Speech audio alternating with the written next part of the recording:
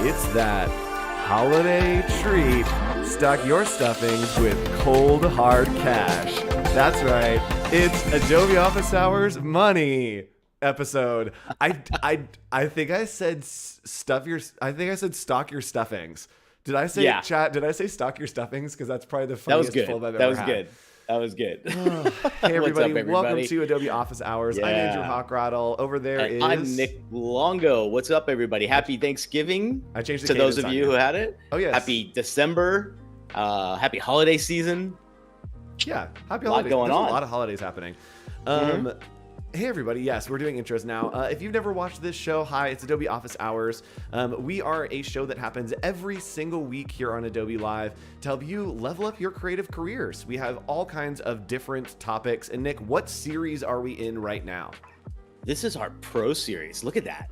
Look at it. Looks like it's right off an appliance in our kitchen. It's true. Pro series. That's what we were shooting for. It's true, yeah. But this whole series is all about kind of taking you to the pro status level of all these great different topics. What are we going to be talking about today? Today, money. We're talking about money today, which is going to be fun. It is going to be all about how to price your work, how to price, even how to negotiate if you're working in-house. So stick around for that. If you are watching the replay and you want to skip straight to the content, you can go ahead and hit Control Right, jump through the chapters to the content that is most applicable to you. Sure. Nick, let's say hi to some friends in our live chat. I see Stein Odegaard and then Jan Tillert saying Office Hours is my new favorite. We do have a lot of new faces. Jan. Let's go ahead. Everyone in chat that's new within the last few months, go ahead, raise your hand in chat. Give us a little hand and let us know. And if you want to join us and get more information, stay more plugged in, maybe chat with Nick or I every now and then. Nick, where can they go? Right there in our Discord channel. There's the link down below. Here we are. There it is. This is our Discord. It looks like you can scroll down on the side and see that there is a pro series that you can join in. And yes, stock your stuffings. And if you want to ever hang out during the show, we do have a live classroom chat that is happening here. And we have a lot of new people in chat. That's so awesome. What's up, guys? Great to see everybody here. We have some big changes coming to Adobe Office Hours that we need to talk about before the episode starts. We do. Where are we going? We're going to a new frontier together. I know. Yeah, we're going to Twitch. How's that? That's right, y'all. How's that? Adobe Office Hours is coming to Twitch. Adobe Live is here on Twitch. It is just twitch.tv/Adobe. And we will be going live on Twitch starting in 2 weeks. 2 weeks. We will be on Twitch and YouTube still, so you'll be right here on Behance. It's fine. But in the new year, we will be going just to Twitch. We will be heading over there. So make sure I'm not ready for the move, man. I haven't done any of the packing yet. Yeah, we have to do some packing. I need to get some emotes going. And the reason that we're moving to Twitch is because we want you all to better engage with us. Office Hours is a very hands-on show. If you have questions, anything that you want to talk about during the show, you can see that we have our Discord that you can talk to us. We also have the chat here, but Twitch allows us to do fun games together. We can do spin the wheels. We can play marbles. You can have reactions. There's a lot more polls even. There's a lot more interaction. Good. And we want to take Office Hours to the next level so we can better interact with you. And asking, will it just be on Twitch or on Behance as well? For a little while, it will be on both, but eventually we will end up just on Twitch. I feel like I'm going to have a new area in my LinkedIn profile saying game show host. It's true, yes. I need to get a little neon. I need to do something back here. Chat, let me know what you want back here because this has just been a white wall for too long. I think we got to ask for those opinions on we need a whole new look. We can't just go there and be same old song and dance, right? What should we have in the backgrounds? Give us some ideas. Yes, we'll ask on Discord and maybe we'll even do some community submissions for the overlays that we have here. I'll make some templates. You guys awesome. Yes. All right. So let's go ahead and hop into what we were talking about today, and that is money. Nick, why money? Why money?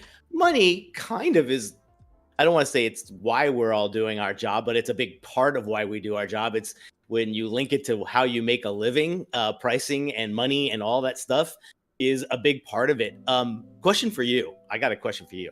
How long did it take till you actually really felt comfortable and talking about money, and particularly even just not so much numbers, but just a lot of these facts were going on? Did it take you a while into your career? I think so, especially, I mean, Yeah. like, I was in-house for a long time. So I was in-house for a long time, and like I made no money. I made like 35 grand for a while, and then like, and I was like, after like 10 years I was at like 50 something, and I was like, I didn't ask for raises. I took the first offer when I went to the job, like, I didn't want to talk about money, like, right? You couldn't, it was a hard conversation to have. And so I think when I went full-time freelance, it took me 6 months to a year to like start upping rates, being confident, and then probably like a year after that to start being open and talking about what your rate should be. I think it is this like dirty little secret that nobody wants to talk about. But it's important. I think it's important. And once you get confident enough in what your rates are, I think it's cool to share with the community, and especially here on Office Hours, because all we're trying to do is help you level up. We're going to tell you like we're not talking hypotheticals today, right, Nick? No, it's specifics. This is like as good as we've got and as like specific as we've got. Yes, actual numbers. It's not going to be like, do this, the thought of this, and here's your, like, we're going to give you the numbers that Nick and I use for our rates. We're going to give you some suggested rates for where you are in your career. We're giving you actual numbers for how to quote and how to work on your creative career. So Nick, it's important. I think getting more comfortable with this, guys, even if it's not numbers, it could just be these facts and things to share with others as well. I think the creative community is doing that more than ever. Don't you agree? Oh, absolutely. Yes. This when is great. The tide rises, all boats come to the surface, or something like that. I don't know. I'm not. So I'm not that. We're not making good rates on our copywriting skills. No copywriting here. So Nick, go ahead and run us through kind of what we're talking about today and what freelancer rates can mean. Yeah, let's chat about this, because these are the things that kind of can start the conversation as to what your rate might be. And we'll tell you more about rates, and we're trying to include everything in this broad discussion. But when you think about what these factors are, there's really 4 key individual things here. The first one is obviously location. Where you live does play a big role in what kind of rates you can charge, what kind of salaries you can expect getting from an employer. All of those things kind of play into there. We were looking at differences between the other night in like some of those online things, and we were looking at the average design rate for a graphic designer like in Ohio as opposed to New York City or San Francisco, and they're completely different, right? Even freelance rates, totally different. And totally pro tip from me, pick the closest large city to you, right? So Correct. I live in Riverside. Nobody knows what Riverside is or where Riverside is, but I'm about 30 miles east of LA. And so I just say that I'm an LA based designer, right? And being close to LA, like the rates can go up because you're an LA designer. So pick the closest major city to you, and just, if you're on websites, bios, whatever, that's where it is. Great idea. Yeah, that's a great one. I think pick the closest one. The second one is really a big key factor and probably a huge chunk of what that number might be. And that is your experience. The more experienced you are, the more clients will be willing to pay for your work or your employment. So calculating that, you'll see in slides ahead, your years, your level, your demand, I think that's another way to think about it too, are huge components of how you get that number working right for you and feeling comfortable in asking for it. We're going to give you some other great things that kind of are going to make you more comfortable with this. So keep in mind, all these things are really there to kind of help you guys do that. Yep. And if you're talking about money, we're talking about rates, it is going to get a little bit complicated, right? There are going to be structures, tiers. And so don't be overwhelmed. Don't think that there's like an easy way out.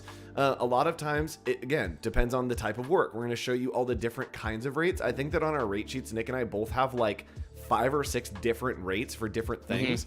So we're not trying to find like the holy grail number. We're trying to equip you for the tools that you need to get the money that you deserve or the money that you think you should be getting, because you can define those. They can all be different. You can shift them based on client. There's all kinds of things you can do, and there's really no rules, which is where we're going to end this presentation. But we'll start at the beginning. No going into it. There's no rules. And at the end, we'll remind you that there's no rules. There's no rules. Yeah.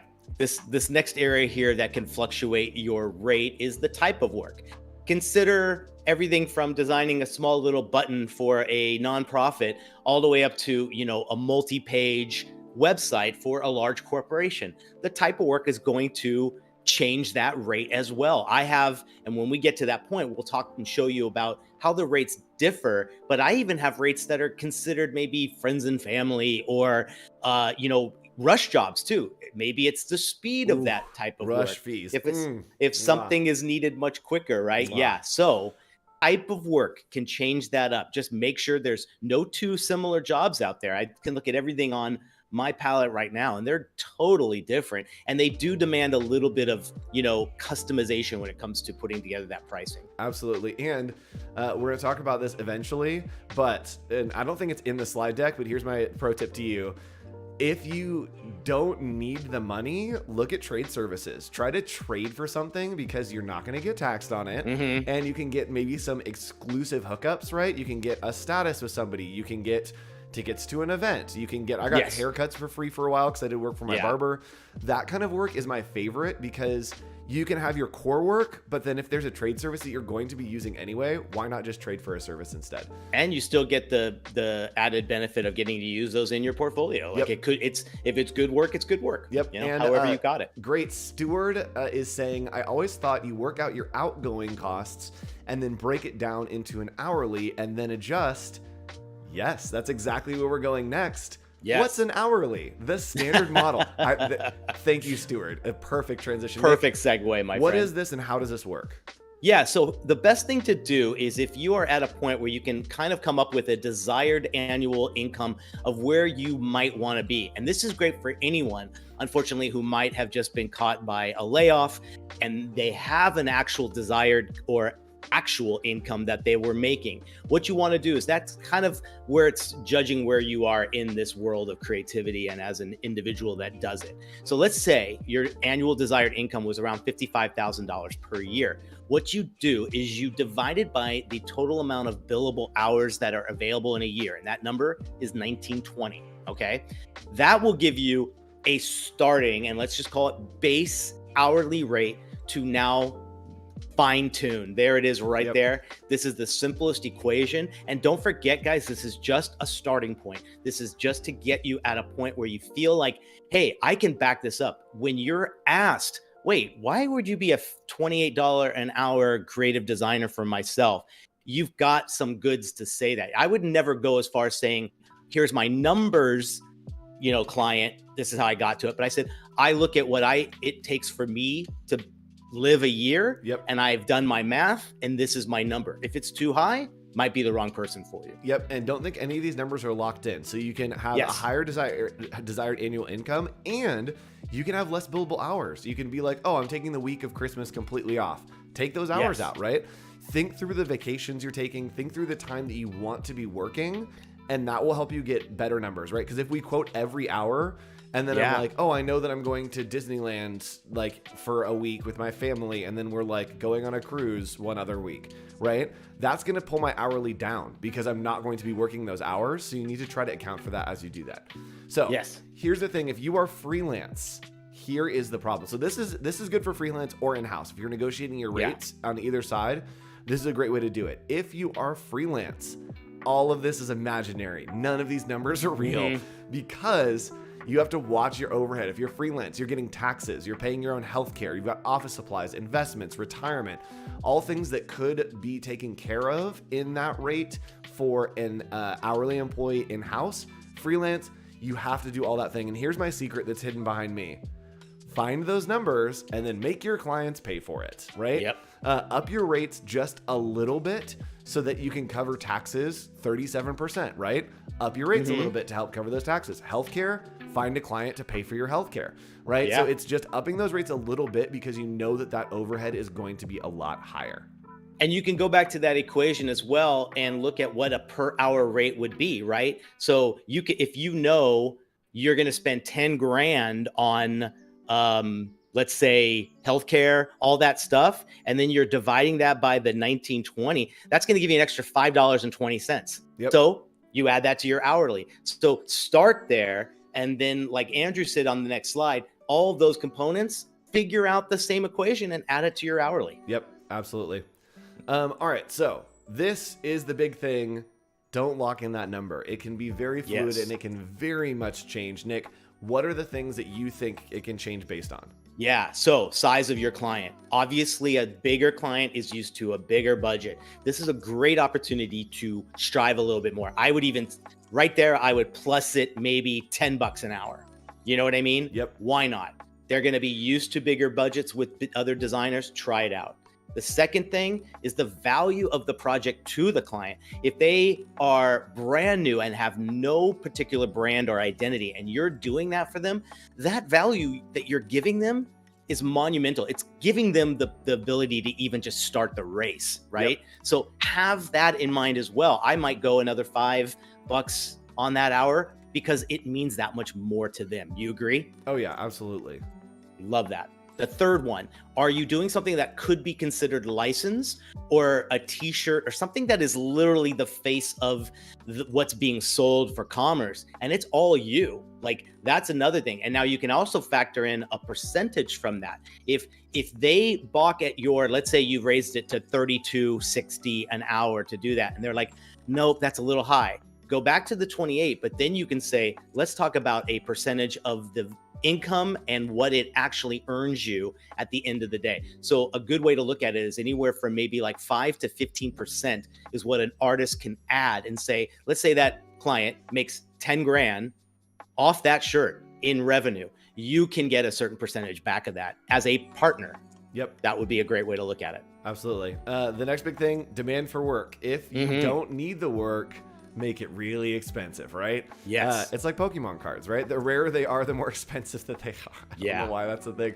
But if you have less time, that time is more valuable, right? So the demand for your work, if there's a lot of people that want it, they're going to have to fight for the highest bidder, right? Yeah. Or if you don't have time, make that time a premium, right? Oh, you want me working on the weekends? Those weekend hours are real expensive. That works in so many different ways, doesn't it? Like, I'm glad you specified, because if you've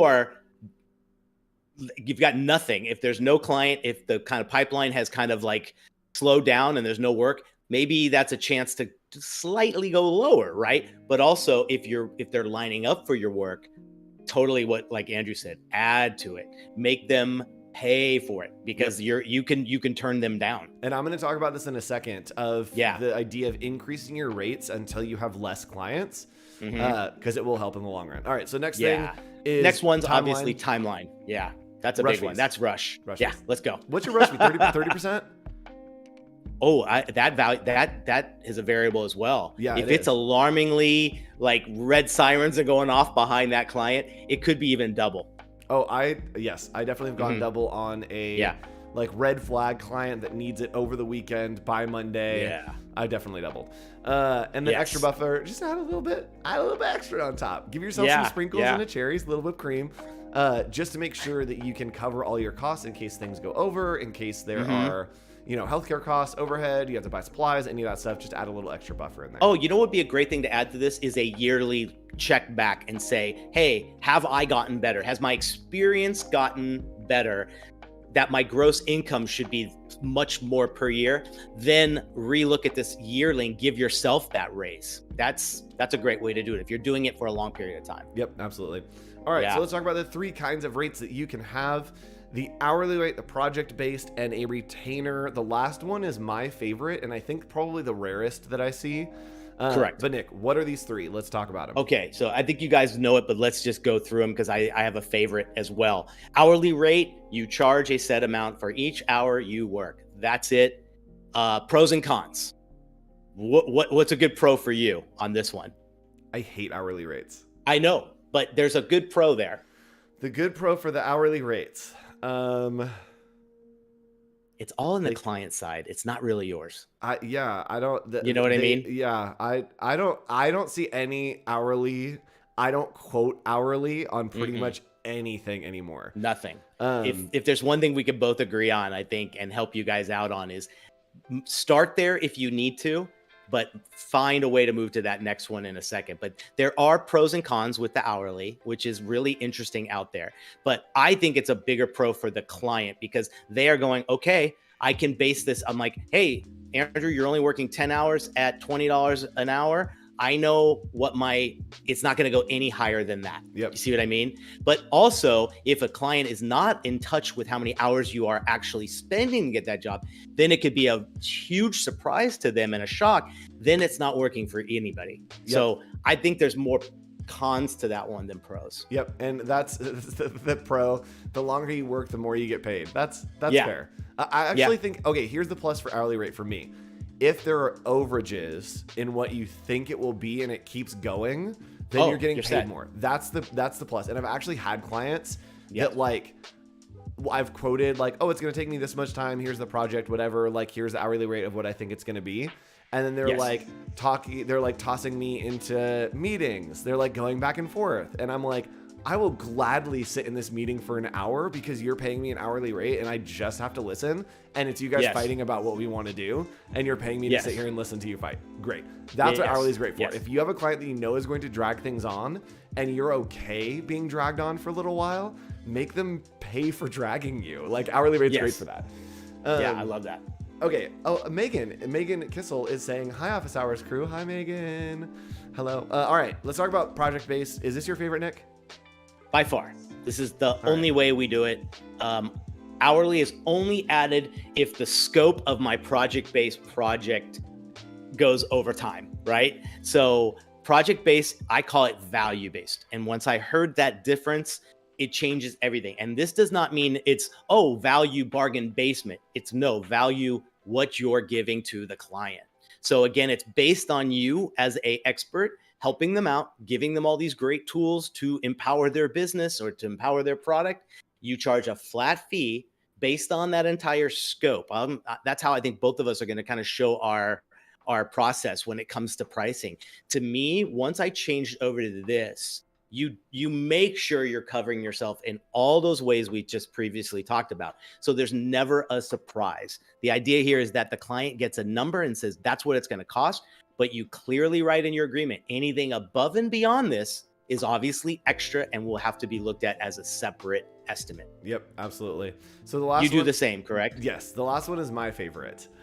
Also, Nick and I are definitely going to fight like at least 2 or 3 times in this presentation, which will be fun. You guys love when we fight. 2 Christmases. Okay, the retainer is my favorite. And the retainer basically is a client paying you a set amount of month for access to a set amount of time, right? So this isn't going to be like, hey, like you're going to be doing these hours, report these hours, like put in every timesheet for every second, whatever. It's saying, hey, we are not buying the time, we are buying access to that time, right? So my favorite thing about retainers is that I have a couple clients that are on retainers, and doing a retainer allows everyone to win, right? The client is getting the value that they're paying for, and you are getting rewarded for getting better at your job, right? I have a client that has been a retainer with me for 3 years, I think. And in that time, I've gotten way faster, more familiar with the brand. But because I'm on retainer, they have access to a set amount of hours in my week. And as I become more familiar and work faster, I can take on more work, and they have access to more work for those hours. But if they still are giving me the value, right, that they are getting their hours of value, then we're good, right? So it ends up saving you a little bit of time and ends up actually putting your hourly rate up so you can quote those retainers lower, right? So you can quote retainers lower because if you're contracting 20 hours a week on a retainer and you can get the work that they're giving you done in 15 hours, you're still going to get paid for the access to those 20 hours, and they are still feeling like they're getting 20 hours of value, but you can work faster to up that hourly rate. So retainers are really, really great. I love retainers. I would say my hot tip with the retainer is to make sure you have a pretty good agreement as to what those hours are, what the pay is for it, obviously, when to send in the invoice, when the payment will have. Try to set it up into the most simplest process that it's automatic. But my biggest thing is this: make sure there's a plus or minus clause in there. And that means basically if 2 to 3 months in a row you've analyzed it and the work has gone higher by a certain percentage that you've said, the retainer rate has to change. So let's say it was $1,500 a month, but you're now doing a lot more consistently. Then you can say, hey, as per our agreement, we looked at this and said if the rate goes up or down in that case too, maybe the hours go down. So that when you get to apply that to particularly as a creative to a client, they love that because it's protecting both of you. So they might not have done that or this might be their first time or your first time doing the retainer. So make sure you get that in there. Yep, absolutely. And there are a lot of times that you won't have to mess around with that for retainers. that there will be times that like you're contracted for 10 hours and you do 20 in a week, but then the next week, like you don't do any because the company's off or whatever it is. Just kind of keep a mental of like, is this balanced, or keep track of it. And then you can kind of look and be like, oh shoot, they're going over their hours a whole bunch. Let's talk about that. Or like, okay, cool. I'm fine working extra hours because I know there have been extra hours in the past that haven't been worked for. So retainers just allow that trust and flexibility so that you can kind of go over under either way. All right, Nick, talk about this slide while I cough. Oh yeah, no worries. Okay, so to give you guys some ideas of where you might fall into after you've done that, take a look at this. And again, if you're trying to make those leaps up and get into higher price points for your hourly, the low end, inexperienced, right out of school, $20 an hour might be about that spot to just think about, plus or minus. The average is about 45. These are US based facts. And then the high end, 150, that's the experienced designer. That's obviously having the chops and the experience behind them to say, I can validate for that actual amount. Yep. So, sorry, I had my cough mic on. No worries. If you guys want to take a screenshot of this, you can. It will be a helpful guide and try to figure out where you land in kind of this structure. This is about... Would you say that this is about your journey as well, Nick? Like these are the steps that you've gone through in your career? I've only been hourly since kind of going or thinking hourly in my own world of running my own company. But working for other folks, I always worked on an annual basis. I think once or twice, you figure out your hourly based on that. It could be a scary thing because you're sitting there going like, oh, I'm making a good yearly salary. And then you break it up into hours and you're like, that's horrible. Keep that in mind. But again, it's all based on your value. It's all based on your growth. It's all based on we'll talk about a lot of that with our in-house slide, but hourly has only been since this. And I still don't think about it because I want to make sure it feels good first. And if it does, I'm good. If not, then I analyze it. Yep. You know what I mean? And with that brings us to our next slide. Always consider the value that you bring. Nick, talk about value, because I think that there's a big difference between hours and value. What's the value? Yeah, again, it's like we talked about earlier. If you are helping them drive sales, increase income, starting a business, it's a step that they cannot do without you. And you're as big of a part of it as any investor, anybody sitting around their table creating this product or this job or this company. So your value, I feel, is quite big, and particularly on the visual side and the mental side and the lure. We are making products and designs to help sell things. That's kind of what we do, right? Yep. So that value, don't ever forget that. Always consider that. I had a little Post-it for years that said value, consider value. And what that meant was, even just as early as previous as this morning, I sent out a quote going, there's no way this project should be that much money. But I'm like, you gotta feel comfortable with it. You're giving an amazing value. Don't ever sell yourself short. Yes. You know? This is a sticky note that I literally have on my desk. Focus. There we go. If I'm too much, go find less. Yeah. Right. That's a good one. It's applicable in other ways, and that's why it's on my desk. But in freelance and with quoting, right. That it's like, cool. If I'm too expensive, go find someone that's cheaper. Right. That means that you're not coming for me, and you're probably just going to it's not going to be a match. Care about money. You're just caring about money. You're not caring about a project, not caring about my skills, not trusting me. If you want something cheaper, go find it. It's fine. And that brings us to our next point that we are going to fight about so much. Here's my take on this. Right? That you always have to consider bringing value, always consider that in your pricing, what is unique to you, how to charge your clients. And here's my take. If you love it, make it free. Sometimes working for free or spec work is totally fine. I know that it is a huge thing in industry for people to be so mad about this. But Nick, fight me. Let's talk about it. What's your take on working for free? I'll give you that. I know what you're saying, and I love the idea, and I've done it many, many times. I hear your words. Now I'm going to destroy your life. I'm trying to get through this without being. I can get very Italian right here. Let's do it. Here's where it falls short for me. When I have done this, number one issue, it sets the tone of my value and my contribution to a zero, not even a discounted rate, or I'm going to help you because you're young and this is a new company and you might not have a lot of funding. But to me, it defaults. It's not for longevity. It might be for the random thing here or there. So I wouldn't even put it in pricing's conversation. You know what I'm saying? That's fair. Like, yes, I definitely think that it is like for the occasional here now thing. And so what I do with projects that I like to do for free is I will send an invoice with what the rate would have been, crossed out and augmented with like, this is not quotable, that kind of thing, and make it free. I love doing free work and quoting free work sometimes for projects that I'm passionate about, right? Or people that I'm excited to work with, or do the work for free. And this is spec work, right? Do the work for free. And then eventually it may end up in money, right? Don't go in thinking that you're going to get for money, but be like, cool, I'm going to do this work because I'm super passionate about it and it's going to be really fun and I want to do it. And maybe money will come. I know this is a hot take, but let's even stretch it a little bit more. Okay, because let's say there's something you really want to work for, or a company you really want to work for, and in a introductory letter to them or something, you might throw in a freebie of a what if. Yes. Right? Like Southwest Airlines.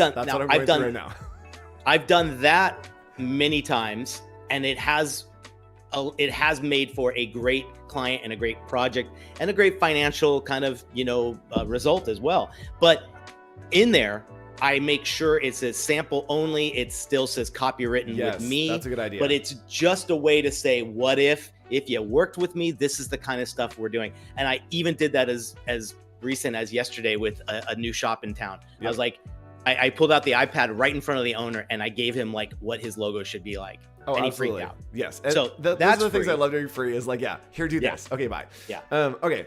Hot take resolved. Everyone think of what you will on that. I think that there are times that you should work for free. Price everything else. But let's talk about money speaking. Money speaks. Get it up front. Here are 3 things that you need to do if you are freelancer, wherever you are quoting out projects. Get a deposit. Nick, how much is your deposit? It fluctuates from 30 to 50 to 100. Cool. Yes, that's the perfect. Set up a kill fee. Nick, what is a kill fee? Oh, kill fee is if it ends and there is something there. I have I call mine more of an exit strategy, and it shows that whatever they've paid already is not refundable at any way, and whatever stage we are in at the actual project. So they could really get hurt if they kill it. If I kill it, it's a different set of things. Yep. There's also a comeback fee. So if they stop and pause it, fee. There's a percentage that is quite a hefty amount. I believe it's 10%. So another 10% would be added to reignite the project if they have paused or have ghosted after a certain while. Yeah, I love that. And yes, money, like getting the deposit up front allows you to have that kill fee, right? So 50% up front, and then they say, oh, actually, we're not going to work on this. Great. I am not going to start working on this project and have any more conversations until 50% of my quote is in my bank account. Yes. Right? And it's in my bank account now. It is mine. If you kill the project, sorry, it's already in my bank account, right? So that's why you need to get the deposit up front. And usually the things I hit is I get paid deposit up front. I get paid at like a milestone, another 25%, and then 25% at the very end on file delivery. So I get the money before I give them the files. Do you keep client files, or do you charge for storage, or just hand over once you're done? I usually keep them just to have them, but we hand them over, but you don't hand them over until you get the money. I've had clients I've had to chase down for like over a year to get money because call that a new client. I'd say a new client would be the best way to say that for sure. If a client has performed well, and then there's a few that I'll even do, it's such a quick job that it's not even worth asking for the deposit, but a new client is there. Let's talk about this third fee. The iffy tax. Yeah. We love the iffy tax. And do y'all set up interest rates? That's interesting. I have hit interest rates on like delayed payments. I have it on my contract. Yes. Yep. Correct. Yep. It's like, and go big, guys. Go big on those. Like big. What you feel. I mean, don't do. I think average thing was like 0.5% or 1%. I was like, no. I think I'm in the 15% area on Yeah, that. mine is 10% per week that it's late. So it stacks. There you go. So it's like, Nice. cool, you're 2 weeks late on this. It's now 20%. Like, We'll call that the stacks tax. And now let's talk about the iffy tax. The stacks tax. Yes, so set that up. And that also can be something that you can add a tax if you're unsure or feel weird about a project. So I've done an iffy tax on a client that hit me up like through some random platform, sent me a DM, had no website, no information. They're like, we want you to do this logo for a high-end luxury clothing brand that's launching in Japan. And I was like, this isn't real. Like, I'm not even gonna have this conversation. And so I was like, red flag, red flag, red flag, red flag. And so I was like, cool. Like, I'd love to work on this project. And here are the questions that I always ask people that if I feel iffy. I say, what pieces of mine in particular were inspiring to you or wanted you to work with me? That one weeds out all the people that are trying to just send out emails because it's like, cool, you haven't actually looked at my work. You're just looking for somebody for cheap. Or you're specifically coming after me because I'm on a mood board that you have and I know that you have the money for me because you want that perspective. So I basically replied to this client, was like, what are the pieces? And I also was like, what budget do you have like upfront? Like literally give me money, give me the things you like about me and the style that you want me to do, right? And that's upfront. If there's no response, no other email happened, which happened this week. I hit those questions to somebody, they didn't respond. I'll never talk to them again. Good. But this client sent those over, and this client goes, great, here are the pieces, here's our budget, and was so here's the thing real. we want. And I was like, no way. And so I still was nervous, and so I threw the iffy tax, and I was like, I'm going to need to get 100% up front on this because of the timeline and whatever. And they're like, great, put it in my bank account immediately. And I'm like, oh my gosh. And so having that up front of like, you know, they're going to be a nightmare, charge 30% more. Like right? You've done that before, right? You have a client you're like, red flag, you're going to pay me more because of the red flags. Yeah. Or if it's a weird situation, but you actually do want to do the job, but there's one or two factors that don't seem right, I will double the estimate. Yes. Just out of like that precaution. That's kind of my iffy charge. And like, just it's to kind of see, like, just to see that you're like, it's going to be a nightmare. My life is going to suck. But I will let my life be a nightmare for this amount, right? I will take on this amount of stress for this amount. And if they're not willing to pay that, then I don't want the stress. This is a good time to talk to real quick about any scams. Be very careful about some of those folks that do send something. If it comes from a weird Gmail account and it's asking for like design services, avoid completely, delete it, block them, get it out of your email. A lot of times they'll ask for a PayPal thing and it's a fake link. So designers are being hit on this left and right. Be very careful. Don't do it. And also it's really fun in those emails. If you think you're going to lose the client, you might as well just like go for it and see what happens. Oh, have fun. Throw a get out of bed number. So that's always fun to put on that initial email. Say, hey, like I'd love to know what pieces. I'd love to know the budget that you're working with. Just so you know, my projects, like I'm not taking on any projects that are under $5,000 right now, right? And have a minimum. That gets them out immediately. Or it like is, okay, cool. We know that we're going to be paying at least $5,000. So that quotes them out pretty fast, which is cool. Good. All right, let's keep going. And this is what I wanted to talk to you. Thank you. Next, there's always another. If they are going to be a nightmare, if they are already trying to haggle you down to a very low number, if you are feeling gross about it at the beginning, then here's the thing: throw shade and call them out. If you don't feel good about it, right? Be like, hey, I'm a little nervous about XYZ. Let's answer these questions, right? Move on gracefully and quickly. Hey, thanks. Don't think it's going to be a match for me, but I hope that you find someone else, right? And if the budget isn't there, neither are you, right? You have no obligation to any client. And Nick, did you used to think this when you were starting out that like, you're like, oh no, I have to like do a favor for the client? Oh yeah. The first thing I wrote from a trade show I went to is your talent as an artist is not a favor to anybody else. Yes. I just thought that was one of the best lines I've ever read. Spare yourself the sleepless night, the heartache, I shoulda, woulda, coulda.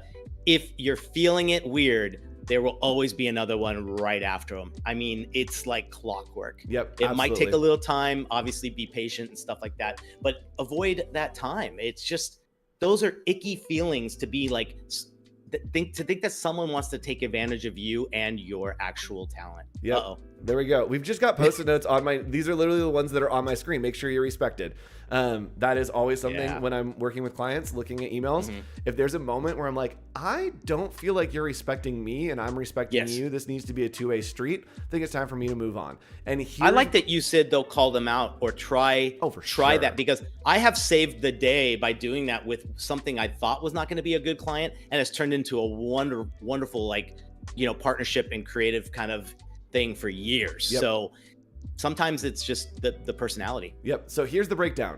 Here's what I'm going to explain. Stress versus income. So I'm going to cough real quick. Hold on. Nick, tell a fun story for like 30 seconds. Let's try to think, what characters do these color blocks remind us of? That's fun. That's really fun. That's when I saw your slide, I'm like, oh, he's doing those things where it's like, what character is this? What characters are these? Okay, so here's my breakdown for stress versus income. You can notice over here that each project has a set amount of stress, right, that you're taking on. And this is throughout the year. I know that like this orange project, big budget, it's going to be a bit of stress, but not a ton, right? These little ones all going to have the same amount of stress. This one, low stress, high income, right? So what I'm going to see is what projects do I enjoy doing that have a bigger income with less stress? And I'm going to get rid of a lot of these little ones that have small budgets, that have a set amount of stress, right? Say no to those. Say no to those and increase the budgets on the other, right? So here we have a whole bunch of projects and a whole bunch of stress, but if we increase some of these budgets, right? Increase the budget for the brown project, increase the budget for the orange project. Just because you're increasing the budget doesn't mean that the stress is increasing. The stress is staying the same, right? The amount of work is staying the same. So Andrew, there we go. So if you increase your budgets, there will be people that say no, right? We increased the budget on the purple client. They said, that's way too much for us. I'm out, right? That's fine because you can replace it and get more. So quote, bigger projects, and you will get less projects, and your stress to income will start to kind of even out or get lopsided in a good way. It's such a great overall goal to keep that in mind, that if you can do that, I fluctuate back and forth. It's sometimes it's beyond my control. If good stuff comes and it's a lot of little projects, great. But I love those times when it's less bigger projects. And I want to go back to Rob's question there. He said something about, if you do pro bono work for a charity, is it okay to ask for a taxable receipt? I would just double check with your accountant or something on that. Yeah, I don't know if that's a thing, but I also do think that could be a thing if you invoice. It is time, money. I don't have a way. You want to check with your person, but I think what you can do is you can invoice them and then cancel the payment. Like invoice them without having a payment due. And that way you have an invoice of services provided, and you can use that and say that it is donation. No payment is due. And I think that you can, I think you can write that. I don't know. I haven't done that. If the IRS is watching, I haven't done it, but I think that it is a thing. I always have my receipt for what I donated. Right? Maybe I'll have my tax. Should I have my accounting people on office hours? Should we get my accounting people on office hours? Oh, let's get both of ours, and it could be like a confrontation. I love it. This is why I love office hours. Welcome to accounting. Let's do it. All right.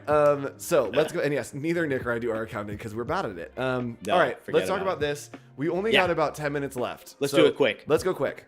All right, so I have a list of services either on my website or a Google form I give them.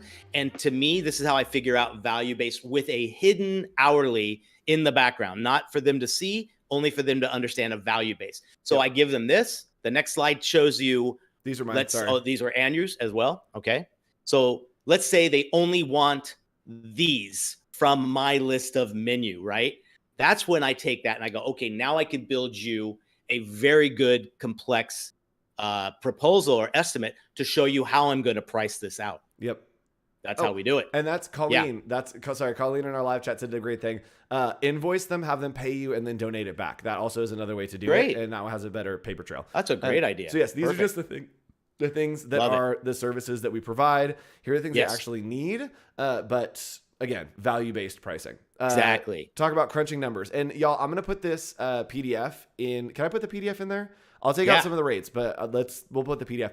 The rates are just for you live because we don't want clients to like grab a PDF and be like, you quoted this rate, and be like, no. Exactly. And everybody's removed from these as far as names go. Yes. But so we're going to remove a lot of stuff, but we will put it in our Discord that you can get over there. So join the Discord because we're going to run out of time today.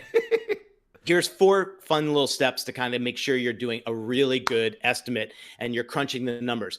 Itemize, itemize, itemize. Don't just put, I'm going to do some discovery and we're going to develop a brand for you. Notice I have 3 or 4 things there. Then I have 5 steps into what the client questionnaire does and what it will produce. Show each step of the project. So this was a logo refresh. You would think that would be like, I'm just going to take a logo and refresh it. No, I still put in 9 different itemized things in there to explain the value. Remember, that was like our number 1 point. When they see that number, I want them to go, whoa, look at the column there. You got 9 things, and then there's 1 little thing for the price. I feel visually that makes it equivalent and that makes it worth the money. Yep. Because you're doing that, Absolutely. right? Absolutely. Yep. Calculate your fees based on how many hours you think it's going to cost for each one of these. So if I'm doing a wall mural, I go, okay, I know in my past history, that's going to be 6 hours of this, 4 hours of that, maybe 2 hours there. So let's say it's 12 hours. I look at my hidden hourly, chimes it by 12, and that's how I can give them a value-based price that plus or minus really makes me feel comfortable putting it in there. Yep, absolutely. Great. And then you add it all up, and you're looking great. Total. There we go. Oh, I love that you said you're looking great right as I went to this screen. You're like, cut to our head, John. You're like, you're looking great. Oh, thank you. You're looking great. Thank you, You're Nicholas. looking fabulous. There you go. All right. So, yes, crunch those numbers. Let's talk about rates. These are actual rates. Let's talk about money to give you an idea of where Nick and I are at. Nick, how long? Justify your rates to me real quick. We're talking about context, that kind of stuff. Why are these rates what they are? Okay, so discovery rate. I love the idea of that's one of my highest because I think that's one of the things I can do the best is sit with you, brainstorm, blue sky kind of ideation. I can lead that, direct it, and inspire. I think that's my number 1 thing I could do even better than designing. My design rate is like if I'm actually doing the work and designing and coming up with the content. Then notice it goes lower to production rate if you're doing changes and like, you know, that kind of work that's over and over again on some stuff. If I hire a junior designer, it's typically around 50. Even if they're lower than that, I make it just 50. Then my consultation rate is about $100 now. And that's if you just need on a call or something else. And that's another thing. Get that into your pricing. Yes. The amount of time you think you're going to spend on the phone. And now that Zoom is so popular, we're spending too much time. So add it up. Yeah, absolutely. Add it up. Also, we lost the music. I don't know what happened. My iTunes crashed. So we're still here, which is great. That's a win for this show. But we lost music. So you guys are just going to listen to it. Turn on music in the background if you want. So these are Nick's rates. And I love how you kind of explained through those rates. So I'm going to explain through my rates as well, because I think that there's a lot of context to what goes into these rates and why they are what they are. So mine. Audits. I love doing brand audits, which is similar to a discovery, but a brand audit, I come in, look at their brand, and I'm not starting from scratch. I'm helping them fix the issues that they're having, right? I had a local client that came in and they're like, hey, can you do a brand audit? And we went through, we looked, I was like, your colors aren't accessible. The fonts aren't accessible. The logo, the source file that you have is not built correctly. And so we're going to augment your logo so it looks almost exactly the same, but it will print better at small sizes. All of the corner rotations are the same, right? So it was a lot of things that were kind of specific. So anytime that I'm getting into that, I'm quoting value. I don't quote hourly on that, period. I will only do floor to ceiling stuff. And so brand audit, I'm not going to quote hourly. It's just going to be the value of what that project is going to be. Same with idea and creation. Anytime that I am contributing something that is from my perspective or is unique to my ideation, it's going to be value, right? And I think, Nick, you had that kind of stuff that was technically like your design rate and discovery rate. I don't like quoting either of those hourly because they end up like rolling into a bunch of things and then I get stuck. Well, I don't. That's my behind the scenes. Oh, behind the scenes. Oh, that's how I make value based. I never share those except for office hours. Yeah. Except publicly so on I'm the in trouble internet now. with millions of people. So then the difference that I have that I don't think Nick has is he has the production rate. So I have 2 different production rates. And these are my like internal production rates that eventually are external. Production work, I love doing it. Production work is defined for me. No creative input. You are using my hands and my brain and my skills to work quickly and to get the thing done that you are telling me to do, right?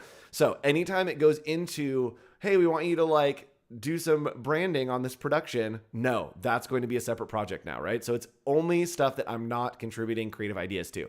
My production for hourly is about 100, and then production on retainer drops down. And the reason that drops down is because it is guaranteed hours, right? And I'm able to quote those hours and then try to work faster so that the quoted retainer is 65, but the actual retainer ends up being about 100, right? About what my hourly is. So you can really work faster and try to get that in to provide the value of the hours to them, but maximize your hourly input. Consulting, $100, why not? I don't like doing the work. I can just tell them what to do, which is great. All right, 5 minutes left. Let's go. In-house advice. If you're working in-house and you're not a freelancer, here's my advice to you. Don't take the first offer. If you're looking for a job and they give you an offer, say no, quote back a higher rate. Ooh, that's bold. But literally never take the first one because they have a budget and they're going to quote you the lowest on that budget, right? Always say no to the first offer. Usually the second offer, like if it goes to a third offer, it's going to get like annoying and going to feel like you're being bold. But whatever the first offer is, just say no. Be like, hey, I think we need to do a little better than that. Establish raises by establishing goals and KPIs, key performance indicators. And Nick, you've done this for a long time when you were in-house, right? Is like, here's what I did. Give me more money. Everyone on my team. No promotions and raises should never be a surprise at your review time. It should be set in stone with your supervisor. Know what the goals are. If you meet them, they've already established the fact that they will reward you in some way. So it should never be you waiting, going, please, please, please. Absolutely. Last point, come with backup, leave with stacks. Have the work that you've done, have proof that you deserve more money and demand more money, right? Sure. Leave with stacks. Let's get stacks on stacks on stacks. All right, with pricing, we did it. This is our last slide with 4 minutes left. I can't believe that we made it through this content. Q&A. We can do Q&A. Chat, if you have questions, go ahead and drop it in there. Please. If you are watching on YouTube, drop it down in the comments and we can watch later. But Nick, let's talk about why there are no rules. We said we'd recap it at the end. Why are there no rules with pricing? I just think it should be flexible and it should be nimble. There's nothing unethical with charging someone this and another client that, okay? All those things we showed you said there's a way this can fluctuate. Always remember that. And experiment. You're doing this particularly with a new client. This is the best time to try things out and see how your charging will change. You'll be amazed at what can happen, particularly when it's a new client. I think that's the best time to do it. Yep. And I think it's crazy because we get stuck in this mindset of I've set my rates. This is what it needs to be across the board, right? And I feel unethical or weird about quoting different rates to different clients. No, that's totally fine. People have been doing that to you for years as a consumer. Forever, right? You go and you try to get your like milk or whatever. Talk about anything, right? If you're going to choose the CVS brand sitting next to the, whatever, like quote whatever you want. There's no rules. Just get that money, get that cash, and let us know that office hours helped you get that cash. Definitely want to say before we see any questions, Roland, please, if you know anyone that could use this advice, share the replay with them. There's so many folks going through some hard times right now and are looking at freelance or starting their own gig as a replacement, particularly during the holidays. It's crazy. Anyone you know, we'd love for you to share it with them. Please. And join the Discord down there so you can ask any other questions that you have. Stuart says, do you guys have a steady flow of work? Have you ever had feast or famine? Yes, I try to break all of my work that I'm bringing in into different segments that don't overlap. So if one goes away, then I can survive on the others, right? So we have production work, we have creative work, we have retainer work, we have, for me, speaking work, live streaming work, right? We break everything into segments, and then those segments kind of just, as you feast and famine, they have to become bigger or smaller, right? That I don't have as much branding work, so I'm going to take on a bunch more more production work. Right. So it's really trying to create those segments so that you can try to have different income streams coming in. Yes, do that as well, because you never know if one is your only thing in the basket, you're relying on that completely too much. So have those other forms. Man, there are so many ways to do this. If you are working from home and doing kind of this freelance gig, you shouldn't just be your creative team and your creative world. Try other things. There's so many cool things to try. Yep, absolutely. Yeah. So stick around. There's another show happening right after this if you're watching live. I don't know what it is. Nick, can you look at the Behance real quick? I want to make sure I plug the person that's after us because I always forget. We're used to ending the day, but we are not ending the day now. We're here at noon. I'm trying to look. Let's see what's next. Is it would Wade know? Moderator, let us know who's up next. There is another show coming up here on Adobe Live. You can subscribe to Adobe Live on YouTube. You can get subscribed over on Twitch as we start moving over there. Yes. And you can check Get ready out, for that move. Yeah, you can look for the Adobe Live tag on other social media platforms that are image based. I don't know. Look it up. Give a follow. Tag us if you're doing any cool work or if you have any advice for us here. Kyle is up next. There it is. Kyle T. Webster's my favorite, guys. Kyle T. Webster is the absolute best. Stick around for his show. Maybe he'll speak some French for us. Oh, that's right. We're not on it like our normal time. There's 2 more shows after that. Then there's CC Libraries with videos. It's true. So I am going to sign off, give you guys advice. Go get that money. Quote hire. Everybody just get more money. Yes. We believe in you. Be confident in it. And we'll see you later. I don't know any French, but we'll transition to Kyle with like bonjour. I know bonjour and I know poisson. That's a fish. So hello, fishes. I don't know. That's all I got. See you guys next week. Bye. Bye, guys. Have a great weekend. Where's my button for the outro? Here it is. All right. See you guys later. Bye. Dumpster fire.